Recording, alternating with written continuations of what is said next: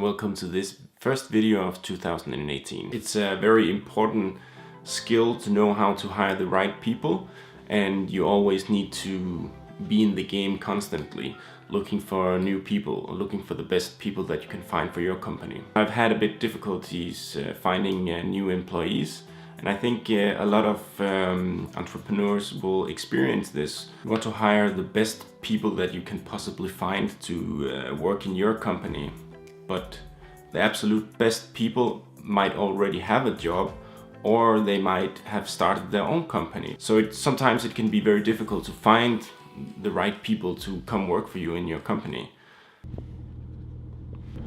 The sun is just right in my face, but I'm here waiting in line to wash my car. So there are like 3 others here. I have to wait a bit.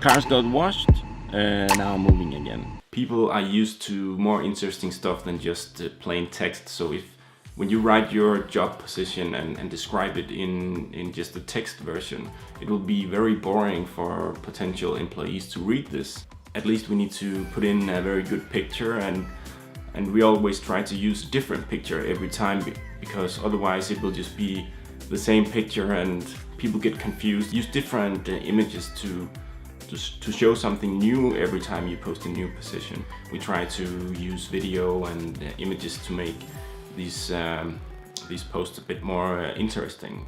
So besides being boring to look at and boring to read through, a job position that is only text is inadequate, and that means that it doesn't do a very good job of describing your new job position.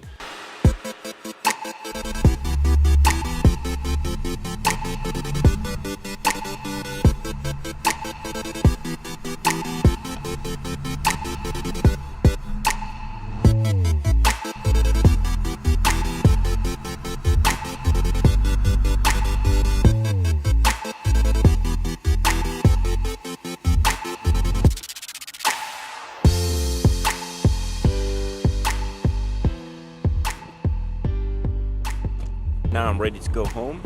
Just stopped here for a couple of minutes to have a look at the great view. It's really nice out here. You wouldn't post your job position in a newspaper today, but you would post it on a website that is built for job posts, but you can't really be sure that the people you're looking for are going to this website or even know that it exists. So you need to capture their attention where they are.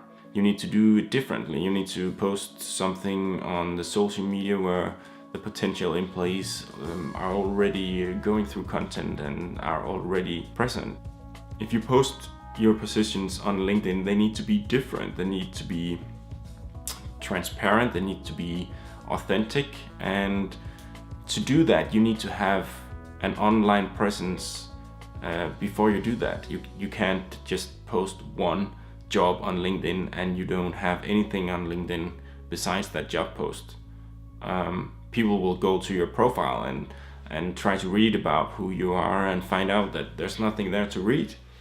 So in order to use social media as recruitment platforms and recruitment tools, you need to be a transparent business, and you need to always communicate with potential customers and employees through social media.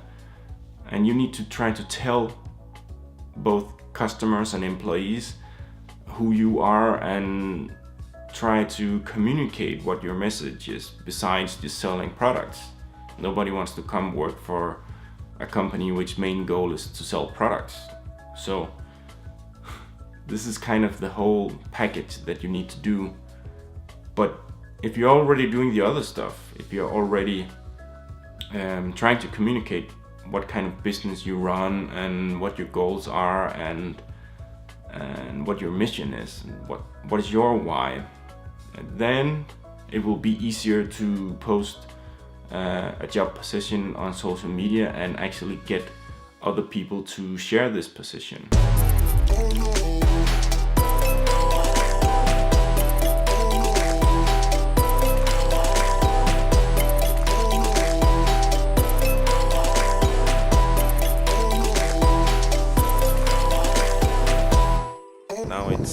Now I have washed it. Car looks much better. So yeah, I was a bit embarrassed to drive it before, but now it's a lot better. Make it a video, make it more interesting, make it a very nice image, and do something more than just post a boring text description of your job. Try to really communicate what your job is about and how cool it would be for a potential employee to work in your company. I've tried several times to post a traditional text version of a job opening that we had, and nobody wanted to share it because it was just so boring. Last week I made a video version of a job opening, and I did it in a completely different way. I didn't go through all the essential parts of the job offering. We have that on our website, but the thing that I posted on LinkedIn was a video of me just telling about this position and telling about how it would be to work with us. I asked my network to share this video, and it got thousands of views, and it worked. Because everybody shared my video, I got in contact with a lot of potential employees very fast. I think within maybe 36 hours or something like that, we already had set up several meetings with potential employees. Altogether, you need to think differently about how you recruit people to come work for you. You always need to be networking, trying to figure out how to cooperate with different people. And if the best people are not available to you, if they don't want to sign a contract and that says that they're now working for you, then find some other way of working with them. If they have a company, hire them as a freelance company. Doesn't matter. I'm ready to go home. The sun might be out today, but it's very cold. It's like freezing. I think in the future we will see a lot more people working freelance, and we'll see companies being networked and not hiring employees like we used to, but working with other companies that are maybe very small micro companies of 1 or 2 persons instead. So each micro company will be able to work on different projects. They will be able to work on their own projects. They might come and work for you or me just to secure a minimum salary every month, but they will also want to have other opportunities, work on their own goals, on their own ideas. And that won't be possible if they have a traditional contract with a company. So instead, they might rather want to work with you as a freelancer instead. So I think things are changing in this perspective, and we as companies and startups need to be able to adapt to these new conditions. I don't see these new conditions as a bad thing. I think it's a very good opportunity to have very skilled employees or people working with you, and they will be absolutely motivated and they'll be doing exactly what they love because they have their own company as well. There's a lot of people that don't want to be their own bosses and they don't want to have their own company. They want to work with the company in the traditional way, just being an employee, and that's perfectly fine. So it's not either people are working as employees or they're going freelance, but I think we'll see a larger mix of people who will work as freelancers, and small companies will be more networked. And that's a good idea. One of the good things about that is that as a small company, you can hire a freelancer that is an expert in search engine optimization and have this person work with you for, let's say, 3 months. Then your needs will change in your company, and then you'll be able to hire other skilled freelancers instead. And in this way, you will be able to pick all the skilled workers and make them work for you, or you can work together.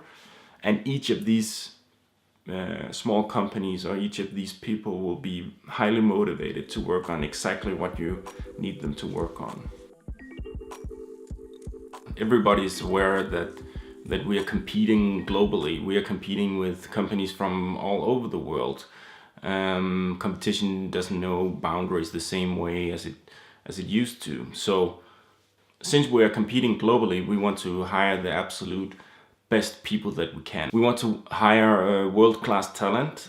We don't want to be limited to hiring people who are just geographically near. We want to hire the best qualified people, not the people that live closest to our company. But I think a lot of companies forget this. And if you're a large company, maybe you're able to attract a lot of potential employees because you have a large company. If you're a startup company and you want to attract the best employees, you need to think out of the box. You need to try to find employees that doesn't necessarily live close to your office. You need to accept that people might work remote. We have this very old school way of thinking about how to hire people. We want them to live close by so they can come into an office every day. But if the very best talent doesn't live in the same city as your office, then don't give up on that person. Maybe it's still a good idea to hire this person. He can take meetings on Skype and you can talk to him very easily. All the collaboration tools that you use today are probably online anyway, so a lot of the time it won't be a big problem. I mean, you will be missing some of the social aspects, but there are ways to work around that as well. So in my experience, we have a couple of employees that work that doesn't work from our offices, and it works very good. So we were very lucky to have these people in our company. So they're the best at what they do, and they don't necessarily come into the office every day. I was a bit skeptical of this principle in the beginning, because we're not used to that. So you need to think out of the box when you hire people. So maybe you will hire people that doesn't live nearby and won't be able to show up every day at the office, but they'll work hard from the distance from another office. Or let's end this video right here. Thank you so much for watching. I hope you will subscribe to this channel if you liked the video, and if you did, please hit the like button.